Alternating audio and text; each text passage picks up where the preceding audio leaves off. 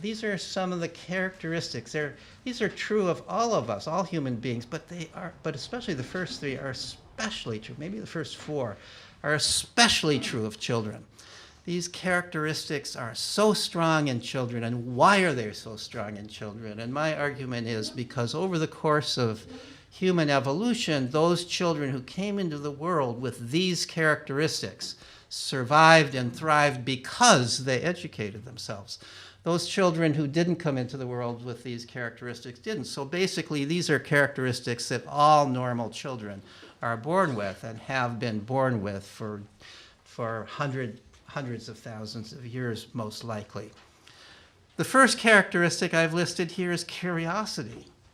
You know, nothing could be more obvious than the fact that human beings are curious. We are, right from the beginning, from birth on.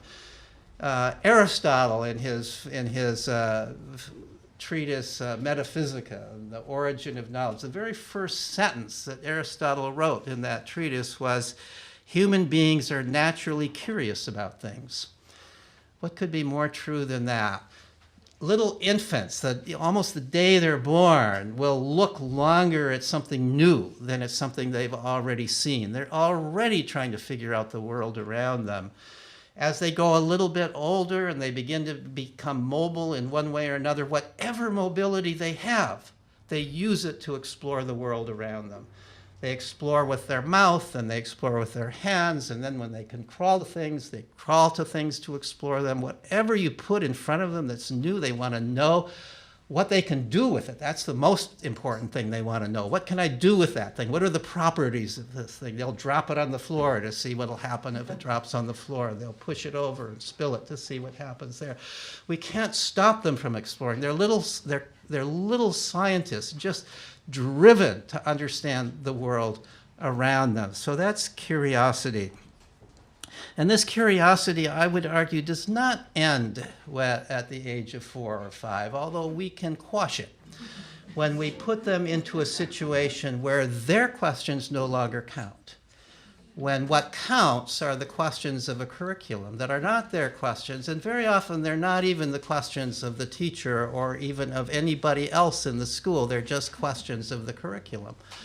And if you're told over and over again that your questions don't count, but what counts is the questions of the curriculum and how well you answer those tests, it's possible that this very natural, extraordinary drive of curiosity can be dampened and even quashed. And unfortunately, I think that's one of the products of our schooling system. Second characteristic is playfulness. So curiosity is the drive that leads us to want to know what's out there. What is out, try to understand the world, and especially to try to know, because, you know, we're animals that survive by creating things and making use of the materials around us. So we especially want to know what you can do with things that you find in the world.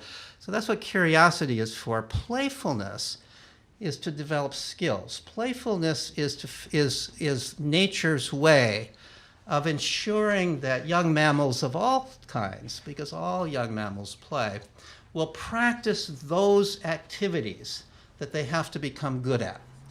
So that's playfulness. For most mammals, playfulness is pretty much kind of physical play, learning to run and jump and leap and climb and fight, chase one another, learning courage as they play around and high up in trees if they're monkeys, or skipping along cliffs if they're goats, playing at being able to handle fear, playing at being able to handle anger. That's apparently one of the things that young male mammals of all types, when they engage in play fighting, learn how to control their anger to engage in a play fight without actually hurting one another. So those are the things that kind of play we engage in every bit as much as other mammals do, but we also engage in a lot of other forms of play. Let me just list some of these forms of play. We play with language. We are the animal that talks. And if you've watched any young child learn language, if you watch a baby when it's first cooing and babbling, it's always in a playful mood. The child is playing with these sounds. As the child first begins to say words, they're always used in a playful context. The child is never asking for anything with first words. It's just play. And as you listen to children as they're growing older, there are people who've studied what they call crib talk, where you're just kind of overhearing a young child in the crib and recording what the child is saying. And the child is just kind of talking to himself, but he's sort of playing with the constructs of language, saying the same thing over and over again, but in different kinds of ways. And as children get older, they become little poets. They are playing with they're playing with alliteration, they're playing with rhymes, they're playing by turning the grammar inside out, they're playing with the whole structure of language, and that's how they learn to use language. They play socially. We are the social animal. Children are driven to play with other children. Throughout most of the world, the great portion of play for children is with other children away from adults. And what are they doing? They're learning what is probably the most important human skill of all, which is how to get along with your peers. We can survive very well without knowing how to read. We can survive very well without knowing how to write or to do arithmetic. But we cannot survive, it's certainly not very well, if we don't know how to get along with other people. You can't have a good marriage, you can't have real friends, you can't have work partners if you don't know how to get along with other people. And children are practicing that all the time in their social play, when they're playing with other kids away from adults.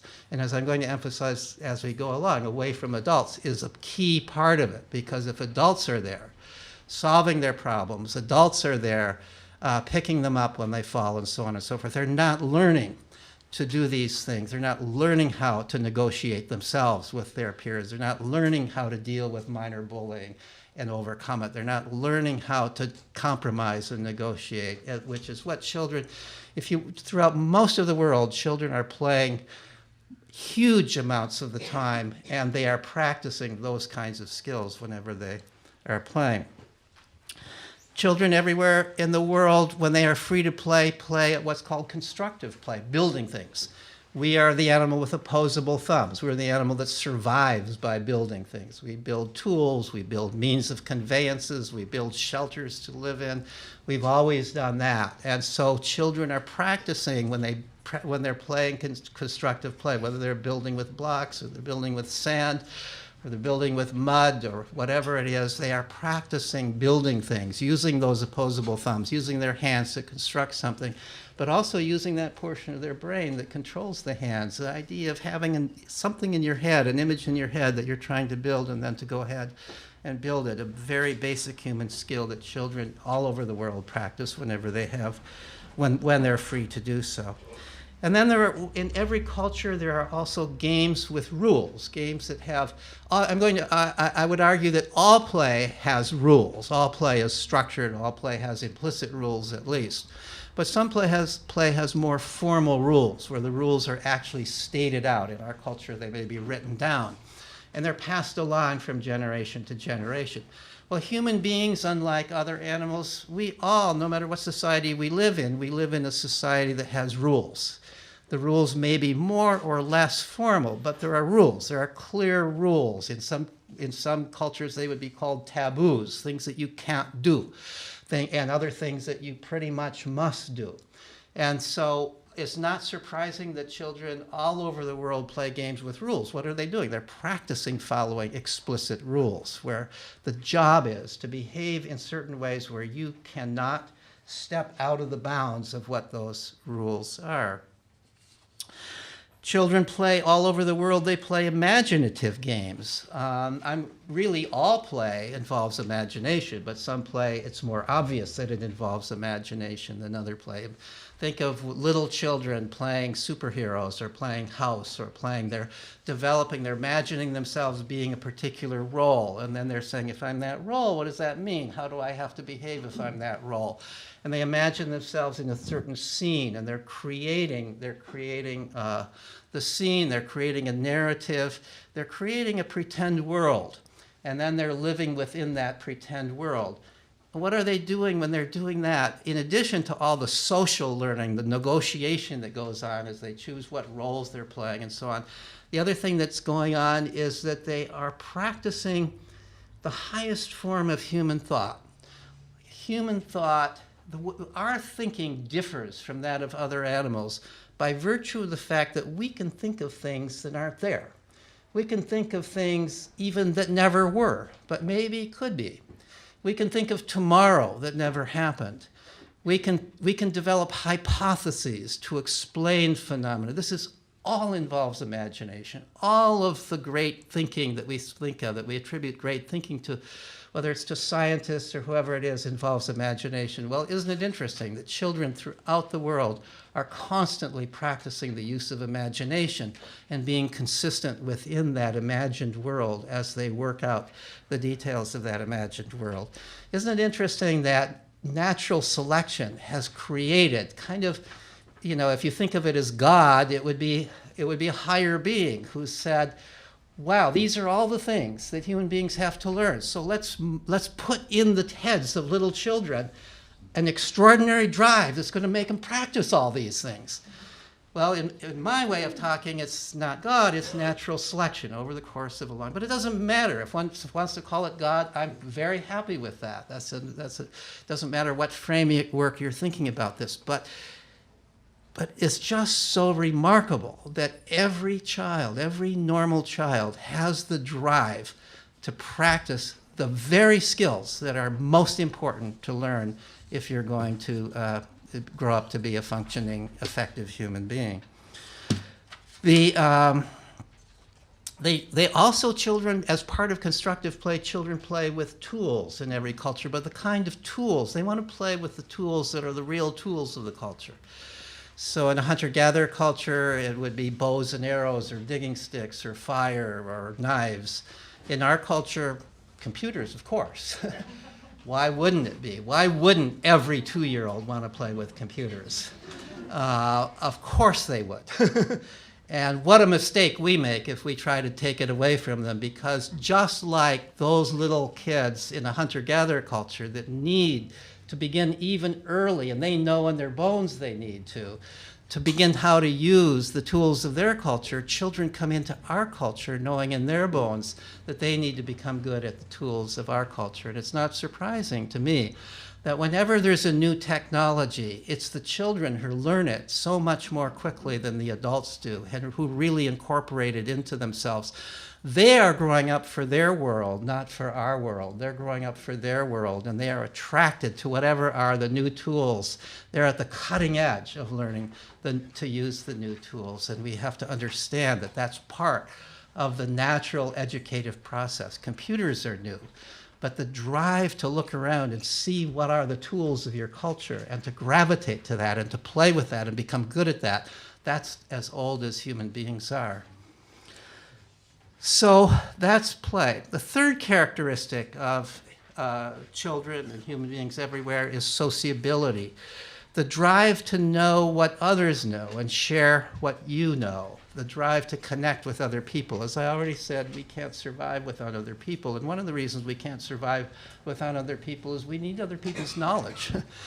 We need to know. We need to be able to ask questions of people. We need to be able to communicate with other people. And we have a very special social ability called language for communicating with other people, which came about for the purpose, really, of education, so we can tell one another stuff.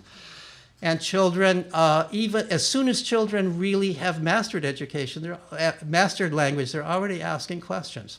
They're already listening in to what older people are saying, and they're absorbing it, and they're learning verbally. Piaget was wrong when he said that little children only learn by manipulating things, and only later on does language have. No, even little children, as soon as they can talk, as soon as they can understand language, are already learning by listening in to what other people are saying. The philosopher Daniel Dennett, in talking about language, wrote, comparing our brains with bird brains or dolphin brains is almost beside the point, because our brains are, in effect, joined together into a single cognitive system that dwarfs all others. They are joined by an innovation that has invaded our brain and no others, language. So language networks us all together. And of course, now with the computer, we're networked even more so than we ever have been in the past. The power of our knowledge is expanded. It's not just what I have in my head. I have access to what you have in your head, and through now the computer to what everybody has in their heads. How many of you have heard of Sugata Mitra's experiments in research in India? So a few of you have. Mitra, I want to describe Mitra's study. He was a research director at an education technology firm in New Delhi. And at that time, there were a lot of street children there. The building faced one of the worst slums in New Delhi. There were a lot of street kids who were not going to school. And Mitra got this idea, what if I made a computer available to them? And so he made a hole in the wall of the brick wall of the building, and he put a computer there and kind of created a fairly non-fragile computer, and he set it up, and he went out and he told the kids, you're free to play with it. That's all he said. He didn't tell them anything about what it was. Most of them had no idea what it was. They thought it looked like a little bit like a television set. That was the closest thing they could relate it to. But what he found was that within a few days, kids had figured out how to use that computer. Within a few weeks, they were doing pretty much the things that kids everywhere do with computers after they've had some time with them. And he claims that he went on and put computers elsewhere, sometimes in rural areas, sometimes in urban areas in India. He claims that for every public computer he put out there, an average of 300 kids became computer literate. And by interacting with the computer, he has at least a certain amount of data on this, they also learned a lot of other things. Some learned English. Some began to now find and download articles that were interesting to them, and so forth. All of this with nobody teaching them anything about the computer. Mitra has a very famous TED Talk, and you might want to look at his TED Talk if you get a chance. But he calls this form of education minimally invasive education. It's like minimally invasive surgery. You do the least intrusion into the person that you can in order to get the effect. So in this case, his intrusion was simply to make a computer available. And the result was that children were now not only learning the computer, but they were learning a lot of other stuff as well. Now, notice how curiosity brought the kids to this. Here's this new thing.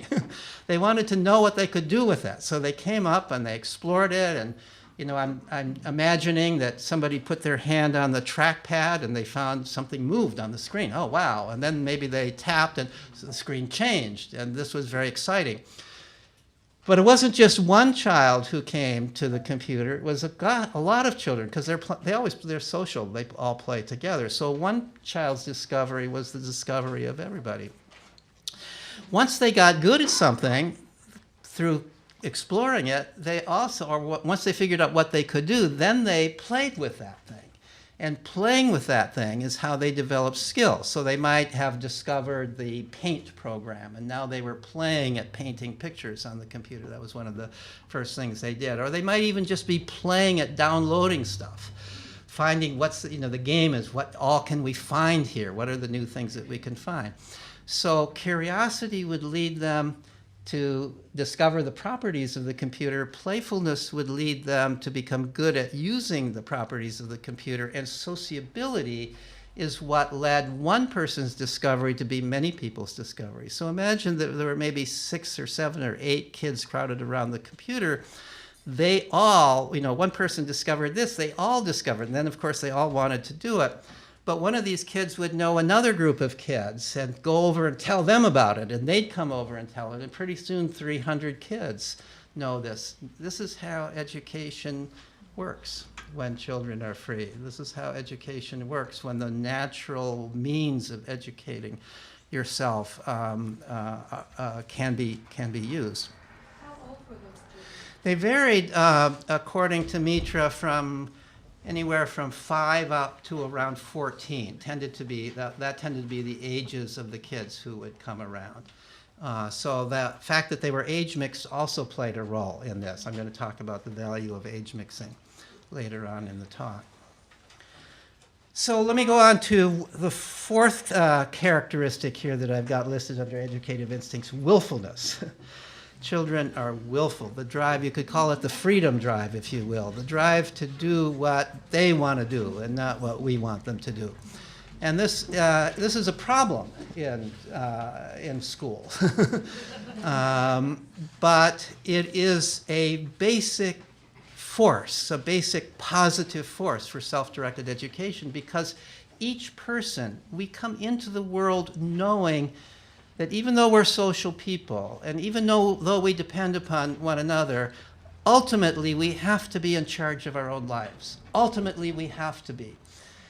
Throughout the history of the world, and the same is true today, other people may exploit us. We have to always be a little careful about trying to do what other people. Is it really is for my good, or is it for their good? Is it really, generally throughout history when somebody's telling us what to do, they're telling us what to do for their good and not for our goods. We've got to keep our own good. We've got to keep a sort of healthy self-concern. And we also, nobody knows better than me what I need. Nobody knows that. Nobody knows better than me what I'm ready for. Nobody knows better than me what I already know and what I really am ready to know. Nobody knows that better than me. So of course, I want to be in charge of myself. So children are curious, but they want to explore what they want to explore. They're playful, but they want to play at what they want to play. They're sociable, but they want to associate with the people that they want to associate with. And that's a very basic and important human drive and a critical part of self-directed education. And then I've listed 5 planfulness. This is the drive to think about and make plans for the future. We are the animal that can think ahead. And little children think ahead maybe in shorter amounts. They might think about what they're going to do next, but even little children are already starting to think ahead. What are, if I begin to do this, what will happen? And they're starting to make plans that maybe are just for the next few minutes. But as children get older, they also begin to think longer term ahead. And at some point, they even begin to think, well, things like this. At some point, I'm going to have to make a living. I'm going to have to move out of my parents' house at some point. And how am I going to do that? And they begin to think in longer terms of plan. We human beings have this ability to think ahead, and we have really even a drive to do so. And when children recognize that they're responsible for their own lives, they do think ahead. It doesn't necessarily come immediately, and there are obvious differences among people. Some people are more like day to day, and some people just really need to plan everything out. But we all, to some degree, plan for our future.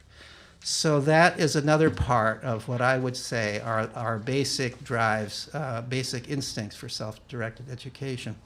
This planfulness, the ability to sort of make plans and carrying them out, is an ability that at least some cognitive scientists refer to as self-directed executive functioning, to have a fancy word for it.